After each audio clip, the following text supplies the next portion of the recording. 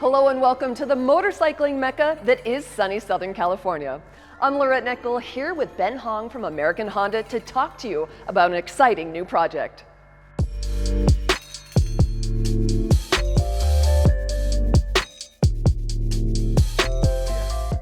Hey Lorette, first off, thanks for being here. And yeah, you're right, we've got something pretty cool under the cover here.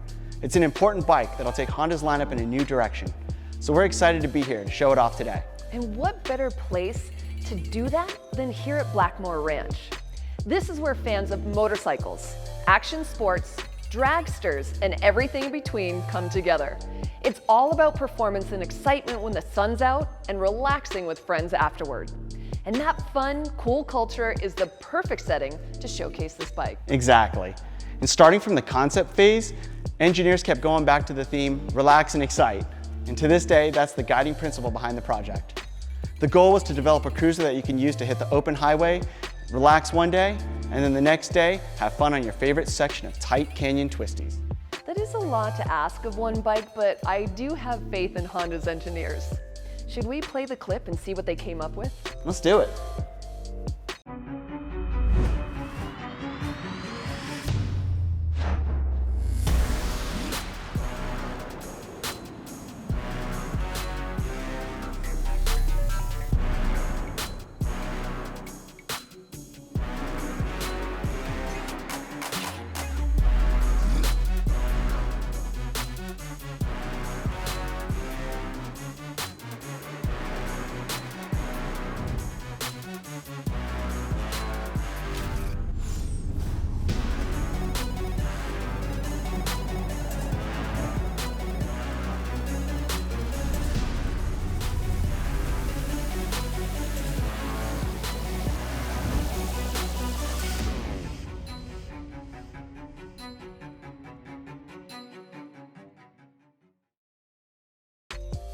There you have it, gang, the all-new 2021 Honda Rebel 1100, a cruiser that combines a legendary Honda name with one of the brand's most successful engines. Absolutely. And that engine being the water-cooled parallel twin from the Africa Twin, which is popular not only for its performance, but its unique engine character and sound. The Rebel 1100 was designed to be fun, and engine character is a big part of that. Speaking of design, I really love what they came up with. Yeah, me too, Lorette. For instance, the frame is narrow and sleek, and many of the components are blacked out.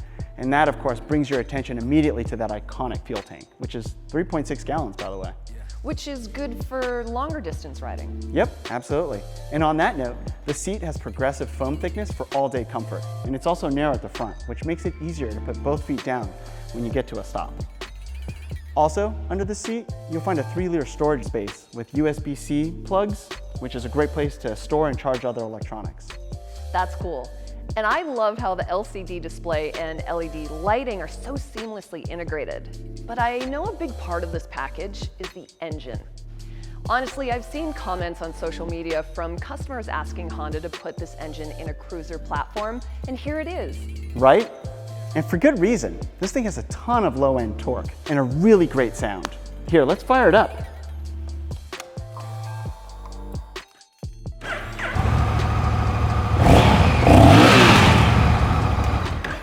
That's awesome, Ben. I love the sound of this machine. Yeah, me too.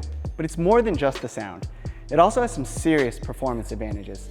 For example, thanks to its Unicam valve train, the engine is compact and has a low center of gravity. Plus, the oil tank's inside the crankcase, which lets us use a lower profile oil pan. This all allows for a 35-degree bank angle, so the bike can be leaned over in corners, almost like a sport bike. Plus, it still has that low 27.5-inch cruiser style seat height. So did Honda just take the engine straight from the Africa Twin? No, not exactly. It still has all the performance, but it's tuned specifically for the cruiser platform. The air filter and exhaust system are different, and the flywheel is 20% heavier. That contributes to the engine's torquey nature and gives that smooth, steady stream of power as you accelerate. Okay, now what about the automatic dual clutch transmission? I know that's a Honda exclusive in power sports, with customers raving about it on other Honda models. That's right. The DCT enables automatic gear changes without a clutch lever. That lets a rider choose from 3 shift modes or a manual mode where they can shift using these buttons. Even when riding in one of the automatic modes, the rider can still use the buttons to force manual shifts. And there are other electronics, including 4 riding modes, which let you adjust power. Honda Selectable Torque Control, that also incorporates wheelie control, and engine braking. For those long rides, there's also cruise control. Which really speaks to the performance side of the model. Definitely, and it's a big connection to Honda's sport lineup. HSTC helps manage available traction, and wheelie control limits front-end lift under hard acceleration. You can adjust those, right? Yeah, totally. These systems are controlled through 3 riding modes, each of which provide a distinct riding experience. Standard has middle-of-the-road settings for relaxed city riding or cruising, but an exciting feel when you want it. Sport is designed for fun rides with strong power delivery and minimal intervention by HSTC. And rain isn't just for wet conditions, but also for completely relaxed riding around town. And a 4th customizable user mode is also available to set up with your exact preferences. Clearly, today's cruiser is an evolved species. Definitely. Cruisers have always been about a low seat height, a comfortable riding position, and that laid-back, relaxed feeling. And that's still the case, but yeah, the customer is changing. And he or she doesn't want a motorcycle that's going to hold them back when they want to try something else. Yeah, that makes sense. And chassis plays a big role in that too, right? Yep, the Rebel 1100 has geometry that delivers a surprising combination of straight line stability and cornering prowess. The beefy 43mm fork has a dark titanium oxide coating, and in the rear, there are dual Showa piggyback reservoir shocks. Both ends have adjustable preload, so you can easily choose a setup for your preferred riding style, or if you plan to bring along a passenger or luggage. Now, what about these brakes? They look like they've come straight off of a sport bike. Yeah, you nailed it. The front caliper has a monoblock 4-piston radial mount design and squeezes a floating 330mm rotor.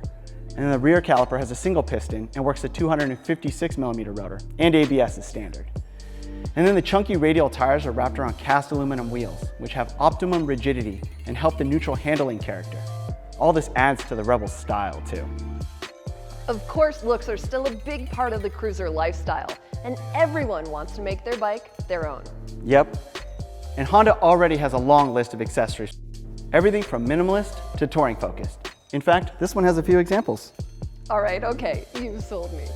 But really, when can we get our hands on the Rebel 1100? Yeah, these will be available in January with an MSRP of $9,299 for the manual version and $9,999 for the DCT. We'll look forward to that. Ben, thank you so much for the download. And remember, until next time, life is better on a Honda.